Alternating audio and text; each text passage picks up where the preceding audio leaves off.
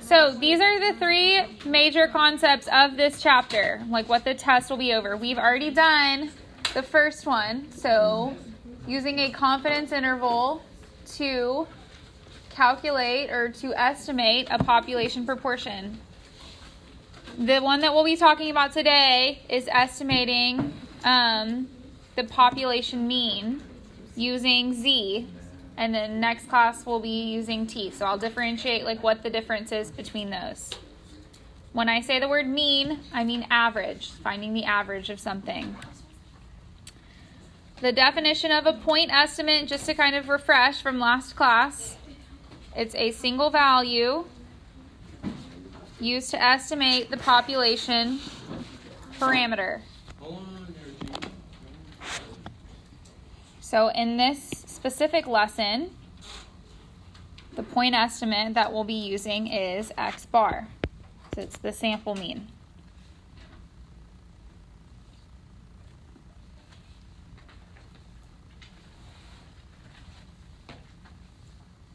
The point estimate is also always in the center of your interval. Then you add margin of error, subtract margin of error.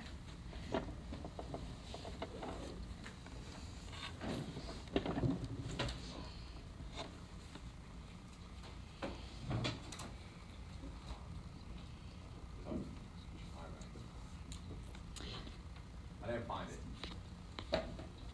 I got it. He didn't find it.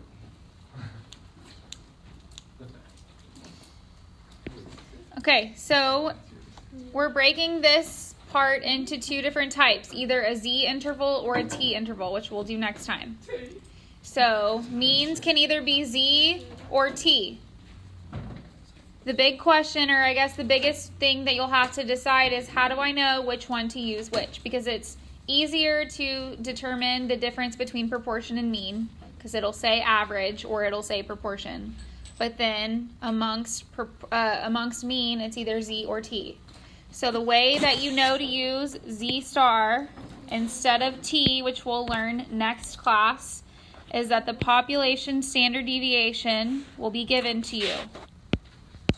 So it'll be given in the problem. It'll say the population standard deviation is this.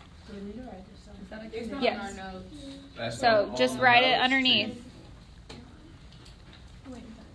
Just write it underneath.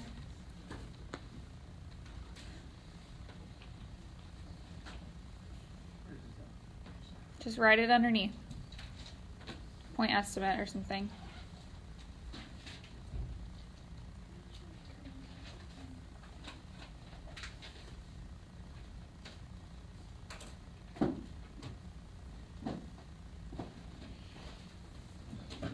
This is our last test. Well, then what we're going to do if A new semester.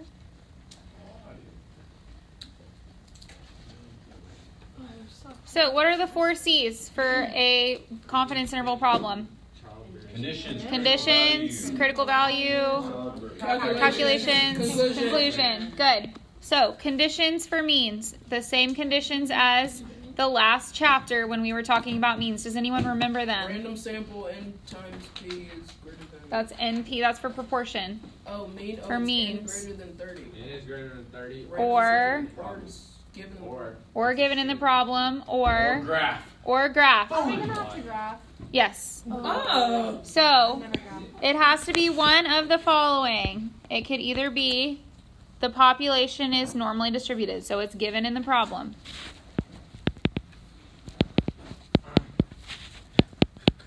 Or my sample size is greater than or equal to 30.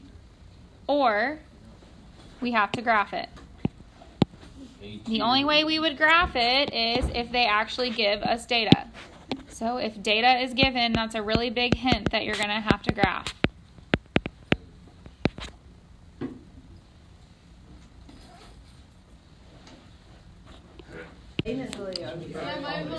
Okay, that's for conditions.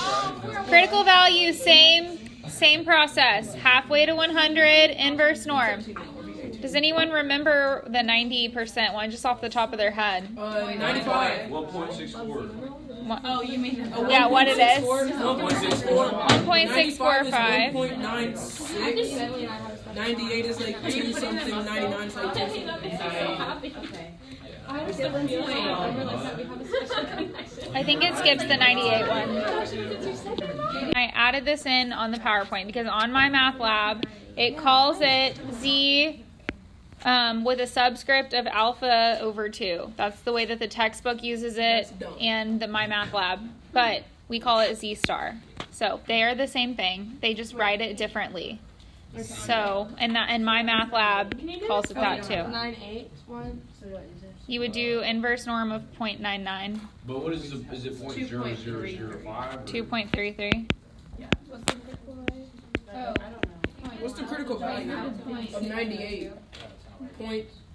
2.33.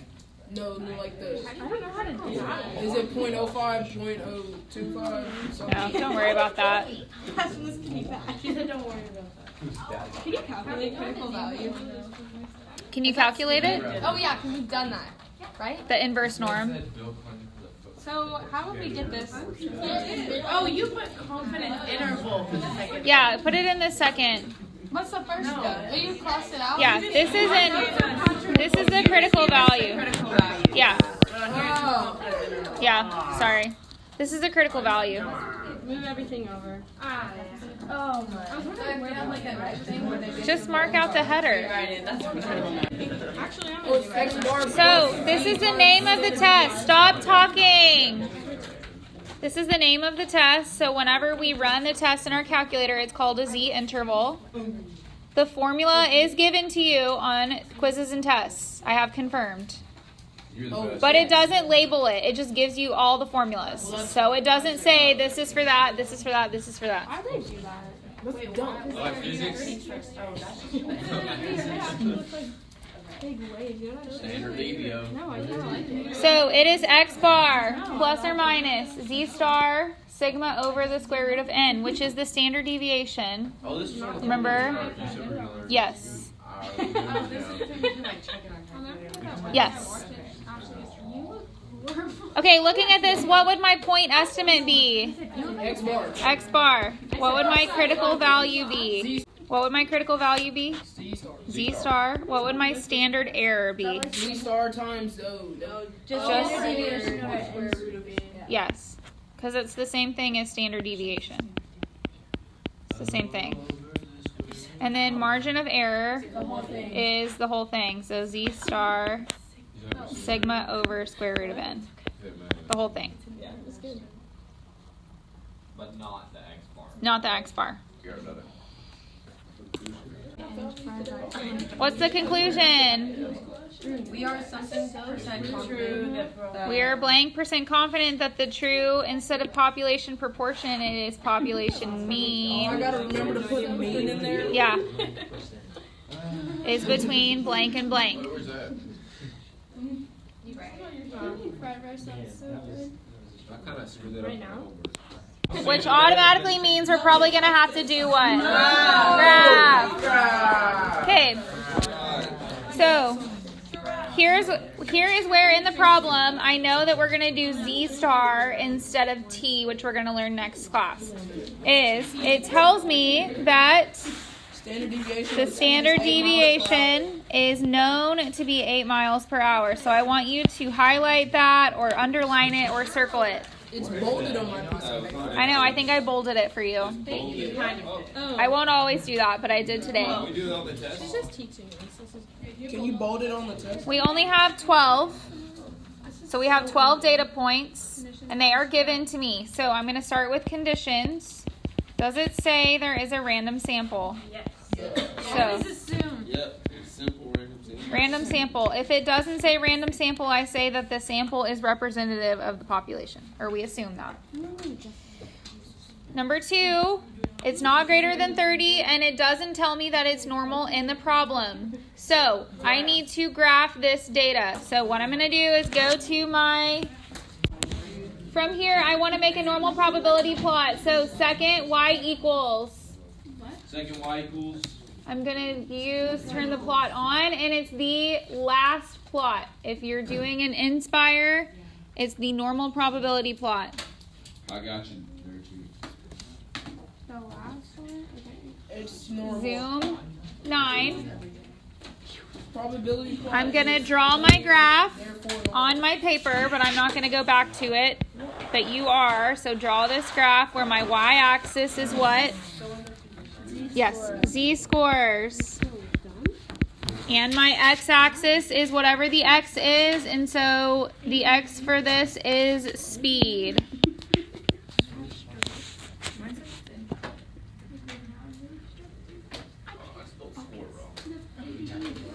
I'm trying to like write at you so I don't. Maybe you need to move chairs. I can never.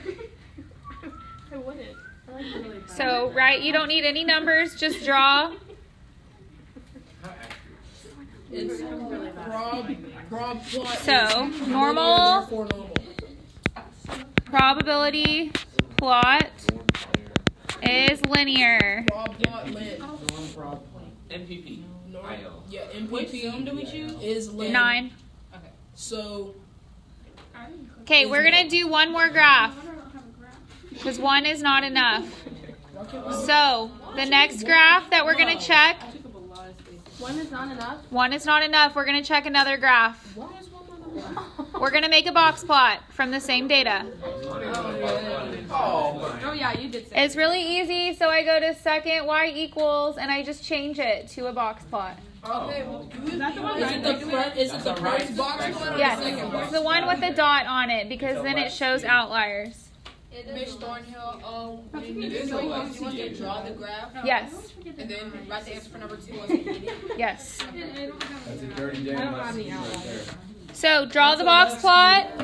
I'm just checking if there are outliers or not. So box plot has no outliers. Whoa, I drew the whole thing. Yes.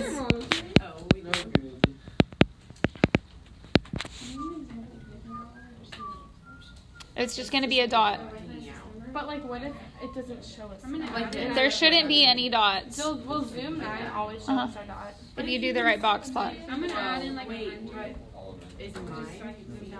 Yeah, it'll show you an outlier. But you shouldn't have outliers on this because you don't want them. I hate outliers. They're liars. So is this normal? So, Based on since we have drawn both of these, we now say we have a normal distribution. So you said you said random sample. Then you drew your graph, you drew your box plot, and you said normal probability plot is linear. Box plot is no outliers. Can we write on the test NPP linear? Normal probability plot. Can we write NPP linear? Normal probability plot. Not to know already. Normal distribution. Yeah, but you have to point it front, not side. 90%, so that's 95. Critical value Inverse norm. would be inverse norm 0.91. of point what? 9501. Does anyone have that memorized? It's 196. 1.645. I got you, T. I'm a stat wizard. Oh, I need to memorize that. Is that so? You have to do 3 decimal places? Yes. Or 5? But then on 95% confidence level, it's 1.96. Okay, calculations. We're going to call this a Z interval. I want you to write that next to calculations because that's the test that we're going to run. Hold on. From here, I'm going to write the formula by itself. X bar plus, yes.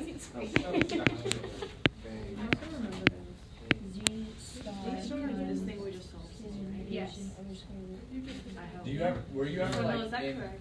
like high school? I'm just when you were checking like with her. old and didn't have to like use computers and you were writing stuff? Do you have to use a typewriter? Yes. We do that. I'm going to go to stat, tests, No, don't tell them. And it is Z interval. 7. 7? So it's 7. Wait, I just cleared all of my data. If you have an Inspire, it is stat. Then you go to confidence intervals and it's Z interval. You're going to click on data because we have a list. What do you Stat. It's the same thing as what? Data. Okay. Data, then I'm going to type in what the standard deviation is, and it's known to be 8 miles per hour. So I'm putting in 8 Z interval. C level's 0.95. My confidence level is 0.9. Wait, what's the list? It should be your list. Whatever list you typed in the data. Do we change the frequency? Nope, keep the frequency. So mine says it's 4. So then do we plug these into the formula? This should be your interval. These are the numbers you should get. We did the formula by itself. Now I'm going to do the formula with the numbers plugged in. So this is my X bar. It gave it to me. So I'm going to say 59.62 plus or minus 1.645. Sigma is 8 divided by the square root of 12. And then that equals 55.818, comma, 63.415. And I don't even have to put this in my calculator to check it because the test did it for me. I just need to see that you showed your work. This is showing your work by putting the numbers plugged in. Then our conclusion, we would say... You're 90% confident that the true population mean of the speed of cars. That's what I'm putting. Is So we are 90% confident the true mean speed of cars on the highway during non-peak times. Oh, I have to write all of them?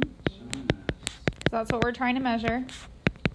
Is between, what is it, 50, 5, 818, and 63.4. miles per hour. 419. 419? I got 419. I got 416. You got 416. I got .4189, so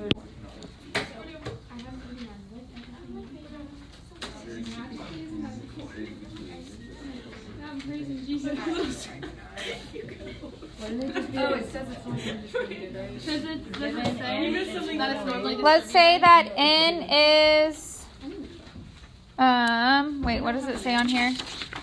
It is given. It is. it says it's normally distributed.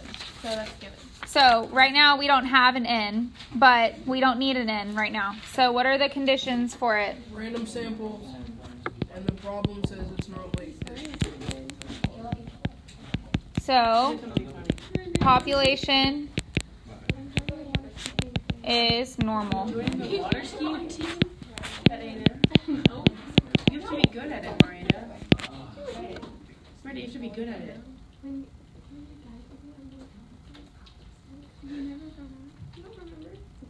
Okay, so what I want you to do is I want you to do the calculation. So I want you to do the critical value. So for A through C, I want you to do critical value and calculations. I don't need you to do a conclusion for A through C. So each one individually, because there's 3 different sample sizes and different confidence levels. So I want you to do your work for the critical value, like the inverse norm, and then I want you to do the calculations. You can do the calculations in the calculator by running the test, but instead of using data, you're going to use statistics because you don't have a list, so you'll use the stats part of it. And it'll just prompt you, it'll ask you for what the sample size is.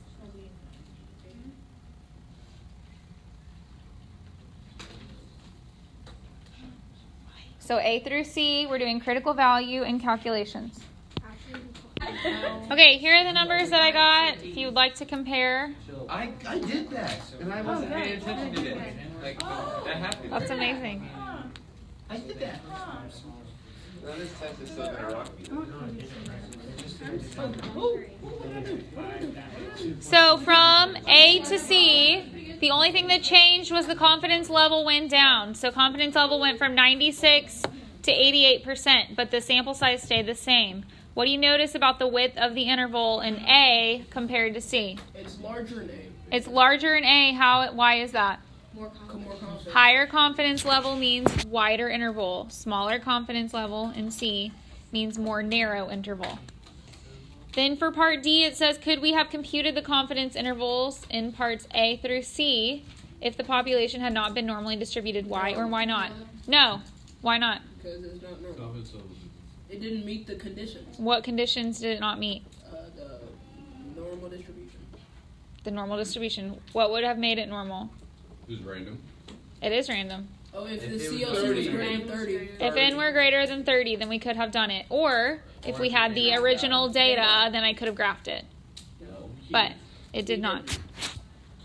Okay.